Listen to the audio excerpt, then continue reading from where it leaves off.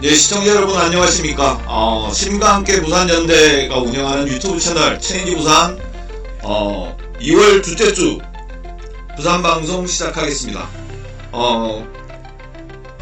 고품격 부산 소식을 전하는 방송을 지향하고 있는데요. 네. 왜 웃으시죠? 네. 품격이 높아서. 예. 오늘 저희가 먼저 간단하게 단신으로 전해드릴 소식은 신규 핵발전소 저지 전국 순행진이 이번 주에 있었습니다. 거기에 열심히 동참, 소개를 먼저 또 안 했네요. 오늘 함께 하시는 분들 소개해드리겠습니다. 핵발전소 저지에 최일선에 서 있는 부산 환경운동연합의 박상현 사무처장님. 네, 반갑습니다. 예, 가운데 부산 참여연대 양미숙 사무처장님 함께 하십니다. 예, 반갑습니다. 예. 중간에 끊겼는데 계속 이어가보겠습니다. 신규 핵발전소 저지 전국 순행진 부산 일정을 다 총괄하셨던 박상현 사무처장님 좀 이야기해 주시죠. 예, 어제 이제 2월 22일이죠. 탈핵 시국 비상회의에서 전국에 있는 핵발전소 기초지자체를 순회하면서 항해행동 진행했었고요. 1차로 진행했었습니다. 그래서 기장군청, 그리고 울주군청, 경주시청 순회해서 항해행동을 했었고요. 요 중에서 이제 기장군청과 경주시청이 이제 소형 모듈 원전이라고 하는 SMR을 유치하려고 하는 움직임들이 보이고 있고요. 그래서 군수랑 시장한테 항의를 직접 하는 서한을 전달했고, 울주군 같은 경우는 신규 핵발전소 2기를 하려고 하는 움직임들이 보이고 있습니다. 그렇게 해서 갔었는데요. 저희가 그 항의행동 하는 도중에 이제 국회에서 이제 본회의에서 SMR이라고 하는 SMR 개발 촉진 및 지원에 관한 특별법안이 통과를 해버렸습니다. 그래서 되게 지금 반대를 하고 있는 와중에도 갑자기 국회가 본회의에서 SMR 특별법의 내용은 뭐 그냥 지원 관련한 내용들이 있고요. 그리고 이제 위원회 관련된 내용들이 있습니다. 그런 특별법을 갑자기 졸속적으로 통과시켜가지고 저희가 한참 경주시청에서 항의하고 있는데 그 소식을 접해가지고 급하게 성명서 쓰고 그렇게 대응을 좀 했었습니다. 자, 네. 그러면 SMR이 뭔지부터 좀 모르시는 분들도 있을 거니까요. 네, 이제 소형 모듈 원전이라고 해서 일단은 핵발전소가 크지 않습니까? 기본 요새는 1.4기가의 큰 원전으로 나오는데 그거보다는 작게 소형 원전이라고 하고 있고요. 한국 기준으로는 100메가에서 700메가 1000메가와트 사이에 있는 핵발전소를 SMR이라고 합니다. 근데 문제는 작다고 하니까는 뭔가 안전할 것 같고 경제성이 있다라고 생각이 되는데 사실 아직 설계도가 확정이 안 된 상황이긴 합니다. 이게 상용화가 됐나요? 아직 안 됐습니다. 네.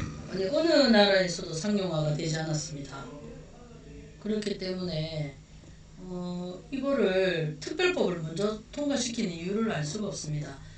그래서 이제 내란 청산과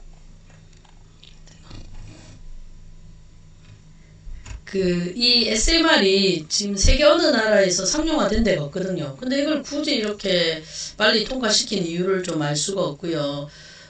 그리고 이제 지금 그 시민사회가 탈핵을 요구하는 시민사회가 이에 대해서 이제 반대 운동을 하고 있는 시점 아닙니까? 그렇다면 이제 기존에 지금 이재명 정부의 모든 정책이 좀 소통하고 토론하고 이렇게 진행되고 있는데 왜 핵발전소, 그러니까 원자력 발전소만 이렇게 급하게 소통과 논의 없이 진행되는지 잘 모르겠고요. 그래서 그런 측면에서 사실은 윤석열 정부 하에서 핵정책이나 지금 이재명 정부의 핵정책이나 뭐가 다른 게 있는가 하는 심각한 우려를 표하지 않을 수 없습니다. 네, 단신인데 너무 긴 것 같아요. 네. 간략하게 정리를 좀 해주시면 좋을 것 같습니다. 다음으로 전해드릴 이야기는 오늘 대법원 판결이 나왔습니다. 박형준 시장이 황령산에 전망대를 짓고 케이블카를 놓겠다고 하는 사업에 대법원이 위헌 판결을 위법이다 이렇게 판결을 한 거죠. 그 전망대 사업이 위법이라는 건 아니고 그 전망대와 위헌지 사업을 하는 그 이제 일부 토지를 이제 마사라는 절이 이제 소유하고 있는 토지인데 그것을 강제 수용하겠다고 했거든요.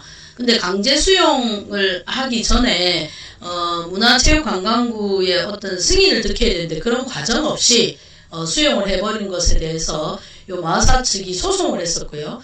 그 부분이 이제 지금 대법원에 확정 판결이 났습니다. 이거는 위법한 게 토지를 수용했다고 판결이 났기 때문에 일단 유원지 개발에는 차질이 빚어질 수밖에 없고. 그러니까 구체적으로 네. 이게 위법 판결이 나오면 네. 공사가 아예 전면 무효화가 되는 겁니까? 아니면 다시 진행할 수 있는 건가요? 거기 유원지 안에 포함되어 있기 때문에 그러면 사업계획이 변경돼야 되잖아요. 그 토지를 수용 안 하려면. 그럼 다시 재승인 절차를 받아야 안 되겠습니까? 아니면 이제 둘 중에 하나인데 물론 부산시가 늘 쓰는 대로 뭐 일부 변경이기 때문에 그 땅을 빼놓고 제가 이제 어느 정도 부지인지 그거는 이제 좀 더 알아봐야 되는데 그 땅을 빼놓고 그대로 진행하든지 아니면 다시 이제 문체부의 허가를 득해서 그렇게 진행하든지 어쨌든 차질은 있을 수밖에 없고 그럼 이렇게 이제 무리하게 대부분의 이제 박형준 시장이 시민사회나 아니면 이해관계자가 반대하는 사업을 추진할 때 소통 없이 일방적으로 무리하게 추진하는 것에 두 번째 걸림돌이 발생한 게 아니냐. 구덕운동장은 이제 국토부의 도시재생 사업의 공모에 떨어졌잖아요. 그럼 이 두 번째는 이제 황령산 이제 유원지 개발이고 이제 그 다음은 뽕비두가 되지 않을까라는 기대를 해봅니다. 그래서 제일 빠른 방법은 박형준 시장이 6월 3일 지방선거 때 안 되면 삼성에 안 되면 되는 거잖아요. 그죠? 그런데 모르죠. 다른 시장이 와서 또 어떻게 할지. 다른 시장도 한다고? 네. 하기만 해봐라. 네. 자, 오늘 본격적으로 다뤄볼 이야기는 어제 있었습니다. 시의회에서 토론회가 있었는데요. 다름이 아니라 2030 엑스포 토론이었습니다. 더불어민주당 부산시당의 엑스포 특별위원회와 기만적인 부산시민 기만한 2030 엑스포 진상 규명 추진위원회. 추진위원회랑 공동으로 개최한 토론회였습니다. 제 마이크가 꺼져 있었네요. 훌륭하십니다. 네. 오늘 기술적으로 지원을 받으니까 또 안 되네요. 네. 환경이 자, 흡혈하기 양 차장님이 뭐 토론회 관련해서 좀 간략하게 먼저 정리를 좀 해주시면. 일단 네 분이 발제를 했습니다. 발제만 있고 이제 지정 토론은 없었고요. 이제 남성우 이제 그 교수님께서 전체적인 기조 발제를 하셨거든요. 기조 발제를 하시면서 부발련의 백서 그리고 이제 부산시. 근데 우리가 정보공개 청구에 부산시가 집필한 게 아니죠. 그렇죠. 어디죠? 그 용역- 호민 DNC인가? 예, 호민 DNC가 집필한 그런 백서를 2개를 분석을 하셨고요. 그래서 이제 백서가 담아야 될 내용이 제대로 담겨져 있지 않고, 그 다음에 또 어떤 내용이 있었냐면, 그러면 그 백서를 통해서 이제 문제점을 파악하고 앞으로 이런 메가 이벤트를 개최하거나 유치하기 위해서는 어떻게 해야 되는지 그런 이제 자기 완성이 담겨져 있었는데 그런 내용이 하나도 없었다.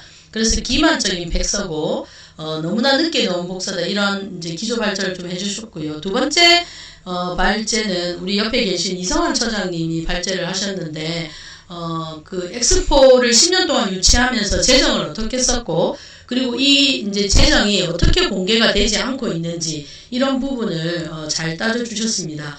그러니까, 최근에 쓴 금액만 해도 1,몇백억 원이 넘는데, 거기에 대한 정확한 어떻게 썼는지 알 수 없고, 백서에는 집행력이 달랑 2장이죠. 그리고 표는 한 3칸짜리인가 이렇게 돼 있는 그런 문제를 좀 지적해 주셨고요. 그리고 이제 세 번째는 엑스포 유치 과정에 또 행정의 문제는 없었는지 보는 발표를 제가 좀 맡았습니다. 그래서 엑스포를 빌미로 해서 부산시가 엉뚱하게 그리고 졸속으로 추진한 사업을 아까 발표한 그 항령산 유원지 사업도 거기에 들어가고요. 그 다음에 볼거리를 제공하기 위해서 북항에 짓겠다는 세계적 미술관, 그러니까 뽕비두 미술관이죠. 그게 갑자기 이대에 옮겨간 이런 것들을 이야기했고요. 그리고 여러분들이 지금은 익숙하실지 모르겠지만 슬로건과 상징물에 대해서 좀 비판을 했습니다.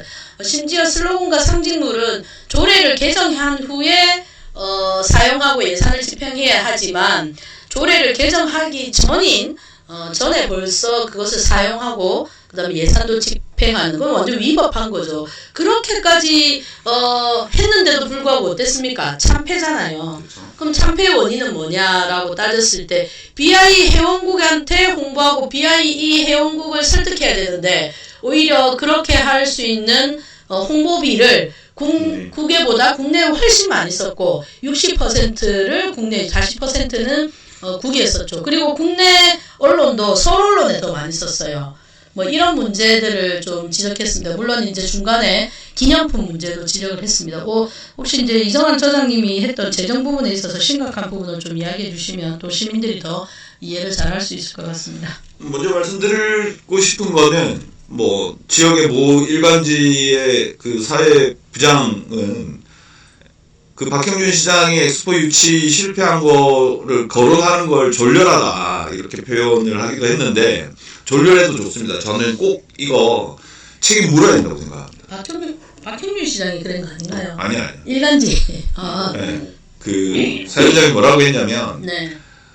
졸렬하게 엑스포 유치 실패를 거론하지는 않겠습니다. 그러니 행정통합이라도 제대로 하십시오. 이렇게 이야기를 했는데 저는 좀 졸렬해도 된다고 생각합니다. 이게 왜 졸렬합니까? 1,000억 이상 들어간 시민의 세금이 들어간 것에 대해서 사실관계가 어떻게 되고 여기에 어떤 문제가 있는지 밝히라는 게 왜 졸렬한 거죠? 그걸 이해를 못하겠네요. 이미 이게 23년 11월에 결과가 나왔고 박형준 시장도 그렇고 한덕수 지금은 내란 범죄자.